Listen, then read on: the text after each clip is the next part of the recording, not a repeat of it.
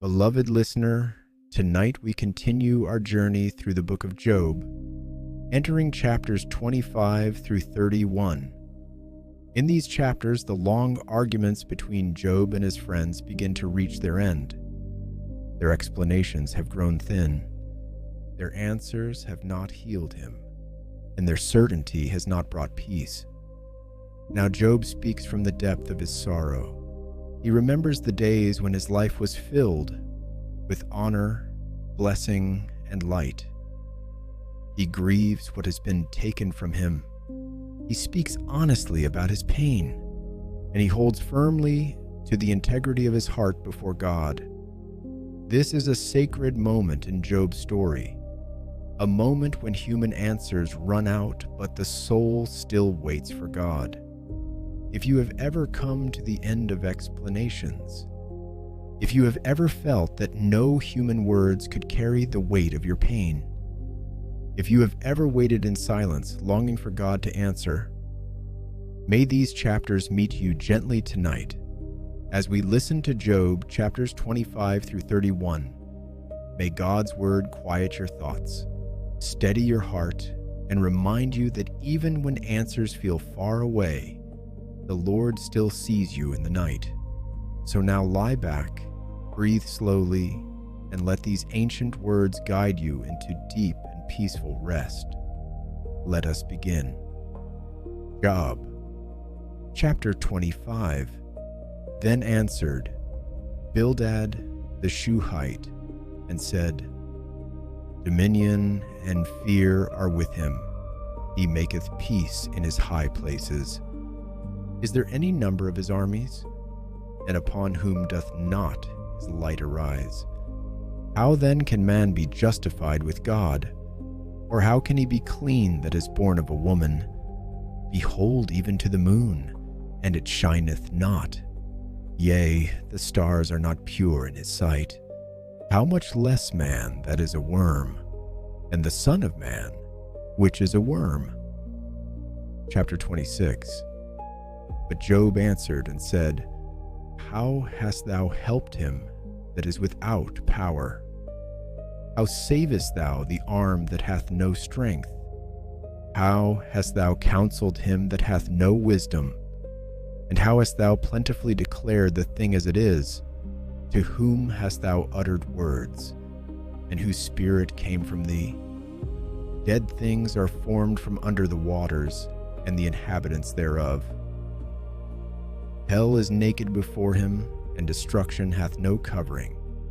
He stretcheth out the north over the empty place, and hangeth the earth upon nothing. He bindeth up the waters in his thick clouds, and the cloud is not rent under them.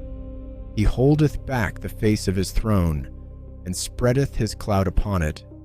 He hath compassed the waters with bounds, until the day and night come to an end.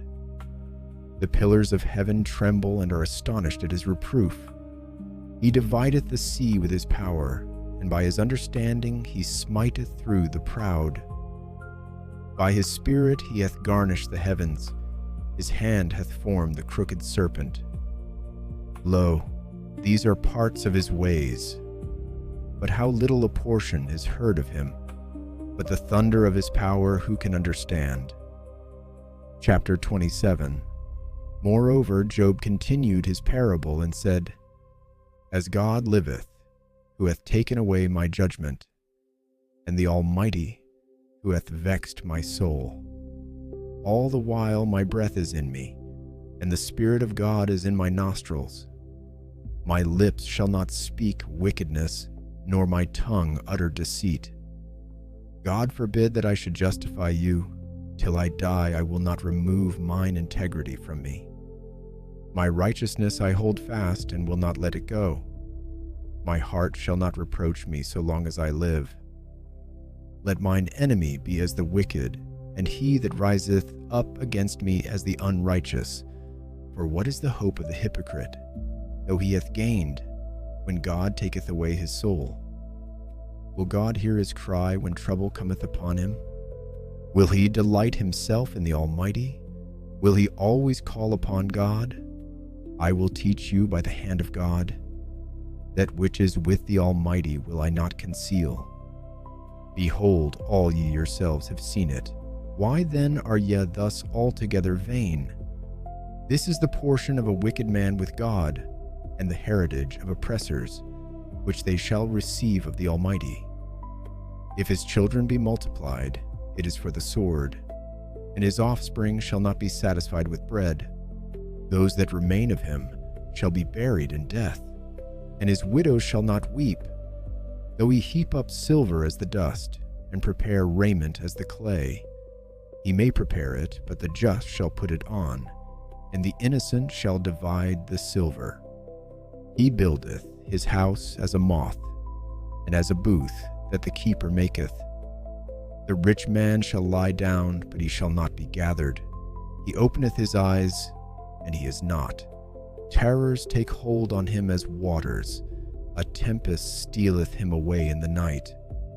The east wind carrieth him away, and he departeth, and as a storm hurleth him out of his place. For God shall cast upon him, and not spare. He would fain flee out of his hand. Men shall clap their hands at him, and shall hiss him out of his place. Chapter 28. Surely there is a vein for the silver, and a place for gold where they find it. Iron is taken out of the earth, and brass is molten out of the stone. He setteth an end to darkness, and searcheth out all perfection, the stones of darkness, and the shadow of death. The flood breaketh out from the inhabitant, even the waters forgotten of the foot. They are dried up, they are gone away from men. As for the earth, out of it cometh bread, and under it is turned up as it were fire. The stones of it are the place of sapphires, and it hath dust of gold. There is a path which no fowl knoweth, and which the vulture's eye hath not seen. The lion's whelps have not trodden it, nor the fierce lion passed by it. He putteth forth his hand upon the rock. He overturneth the mountains by the roots. He cutteth out rivers among the rocks, and his eyes seeth every precious thing. He bindeth the floods from overflowing, and the thing that is hid bringeth he forth to light. But where shall wisdom be found? And where is the place of understanding? Man knoweth not the price thereof, neither is it found in the land of the living. The depth saith, it is not in me, and the sea saith, it is not with me. It cannot be gotten for gold, neither shall silver be weighed for the price thereof. It cannot be valued with the gold of Ophir, with the precious onyx or the sapphire. The gold and the crystal cannot equal it, and the exchange of it shall not be for jewels of fine gold. No mention shall be made of coral or of pearls, for the price of wisdom is above rubies. The topaz of Ethiopia shall not equal it, neither shall it be valued with pure gold. Whence then cometh wisdom? And where is the place of understanding? Seeing it is hid from the eyes of all living, and kept close from the fowls of the air. Destruction and death say, we have heard the fame thereof with our ears. God understandeth the way thereof, and he knoweth the place thereof. For he looketh to the ends of the earth, and seeth under the whole heaven, to make the weight for the winds, and he weigheth the waters by measure. When he made a decree for the rain, and a way for the lightning of the thunder, then did he see it, and declare it. He prepared it, yea, and searched it out. And unto man he said, behold, the fear of the Lord, that is wisdom, and to depart from evil is understanding. Chapter 29. Moreover, Job continued his parable and said, Oh, that I were as in months past, as in the days when God preserved me, when his candle shined upon my head, and when by his light I walked through darkness, as I was in the days of my youth, when the secret of God was upon my tabernacle, when the Almighty was yet with me, when my children were about me, when I washed my steps with butter, and the rock poured me out rivers of oil, when I went out to the gate through the city, when I prepared my seat in the street.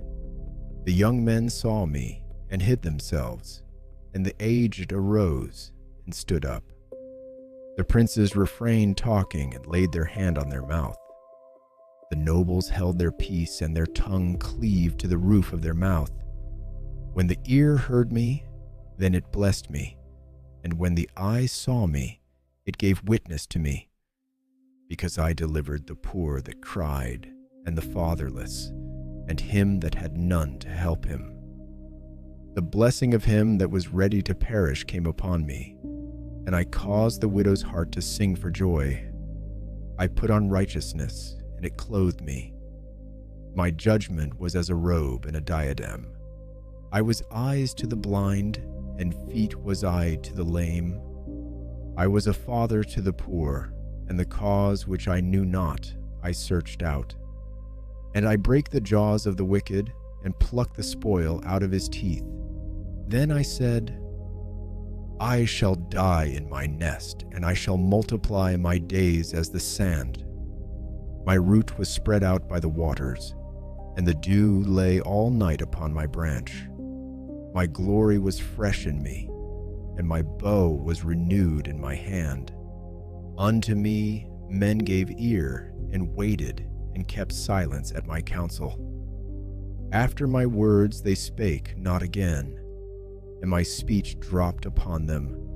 And they waited for me as for the rain, and they opened their mouth wide as for the latter rain. If I laughed on them, they believed it not, and the light of my countenance they cast not down. I chose out their way, and sat chief, and dwelt as a king in the army, as one that comforteth the mourners. Chapter 30. But now they that are younger than I have me in derision, whose fathers I would have disdained to have set with the dogs of my flock. Yea, whereto might the strength of their hands profit me, in whom old age was perished? For want and famine they were solitary, fleeing into the wilderness in former time desolate and waste, who cut up mallows by the bushes, and juniper roots for their meat. They were driven forth from among men, they cried after them as after a thief, to dwell in the cliffs of the valleys, in caves of the earth, and in the rocks. Among the bushes they brayed, under the nettles they were gathered together. They were children of fools, yea, children of base men. They were viler than the earth. And now am I their song? Yea, I am their byword. They abhor me, they flee far from me, and spare not to spit in my face. Because he hath loosed my cord and afflicted me, they have also let loose the bridle before me. Upon my right hand rise the youth. They push away my feet, and they raise up against me the ways of their destruction. They mar my path. They set forward my calamity. They have no helper. They came upon me as a wide breaking in of waters. In the desolation they rolled themselves upon me. Terrors are turned upon me. They pursue my soul as the wind, and my welfare passeth away as a cloud. And now my soul is poured out upon me. The days of affliction have taken hold upon me. My bones are pierced in me in the night season, and my sinews take no rest. By the great force of my disease is my garment changed. It bindeth me about as the collar of my coat. He hath cast me into the mire, and I am become like dust and ashes. I cry unto thee, and thou dost not hear me. I stand up, and thou regardest me not. Thou art become cruel to me. With thy strong hand thou opposest thyself against me. Thou liftest me up to the wind. Thou causest me to ride upon it, and dissolvest my substance. For I know that thou wilt bring me to death, and to the house appointed for all living. Howbeit, he will not stretch out his hand to the grave, though they cry in his destruction. Did not I weep for him that was in trouble? Was not my soul grieved for the poor? When I looked for good, then evil came unto me. And when I waited for light, there came darkness. My bowels boiled and rested not. The days of affliction prevented me. I went mourning without the sun. I stood up, and I cried in the congregation. I am a brother to dragons, and a companion to owls. My skin is black upon me, and my bones are burned with heat. My harp also is turned to mourning, and my organ into the voice of them that weep. Chapter 31. I made a covenant with mine eyes. Why then should I think upon a maid? For what portion of God is there from above? And what inheritance of the Almighty from on high? Is not destruction to the wicked, and a strange punishment to the workers of iniquity? Doth not he see my ways and count all my steps? If I have walked with vanity, or if my foot hath hasted to deceit, let me be weighed in an even balance, that God may know mine integrity. If my step hath turned out of the way, and mine heart walked after mine eyes, and if any blot hath cleaved to mine hands, then let me sow, and let another eat. Yea, let my offspring be rooted out. If mine heart have been deceived by a woman, or if I have laid wait at my neighbor's door, then let my wife grind unto another, and let others bow down upon her. For this is an heinous crime, yea, it is an iniquity to be punished by the judges. For it is a fire that consumeth to destruction, and would root out all mine increase. If I did despise the cause of my manservant, or of my maidservant, when they contended with me, what then shall I do when God riseth up? And when he visiteth, what shall I answer him? Did not he that made me in the womb make him? And did not one fashion us in the womb? If I have withheld the poor from their desire, or have caused the eyes of the widow to fail, or have eaten my morsel myself alone, and the fatherless hath not eaten thereof, for from my youth he was brought up with me, as with a father, and I have guided her from my mother's womb. If I have seen any perish for want of clothing, or any poor without covering, if his loins have not blessed me, and if he were not warmed with the fleece of my sheep, if I have lifted up my hand against the fatherless, when I saw my help in the gate, then let mine arm fall from my shoulder blade, and mine arm be broken from the bone. For destruction from God was a terror to me, and by reason of his highness I could not endure. If I have made gold my hope, or have said to the fine gold, Thou art my confidence, if I rejoiced because my wealth was great, and because mine hand had gotten much, if I beheld the sun when it shined, or the moon walking in brightness, and my heart hath been secretly enticed, or my mouth hath kissed my hand, this also were an iniquity to be punished by the judge, or I should have denied the God that is above. If I rejoiced at the destruction of him that hated me, or lifted up myself when evil found him, neither have I suffered my mouth to sin by wishing a curse to his soul. If the men of my tabernacle said not, Oh, that we had of his flesh, we cannot be satisfied. The stranger did not lodge in the street, but I opened my doors to the traveler. If I covered my transgressions as Adam, by hiding mine iniquity in my bosom, did I fear a great multitude, or did the contempt of families terrify me, that I kept silence, and went not out of the door? Oh, that one would hear me! Behold, my desire is that the Almighty would answer me, and that mine adversary had written a book. Surely I would take it upon my shoulder and bind it as a crown to me. I would declare unto him the number of my steps. As a prince would I go near unto him. If my land cry against me, or that the furrows likewise thereof complain, if I have eaten the fruits thereof without money, or have caused the owners thereof to lose their life, let thistles grow instead of wheat, and cockle instead of barley. The words of Job are ended.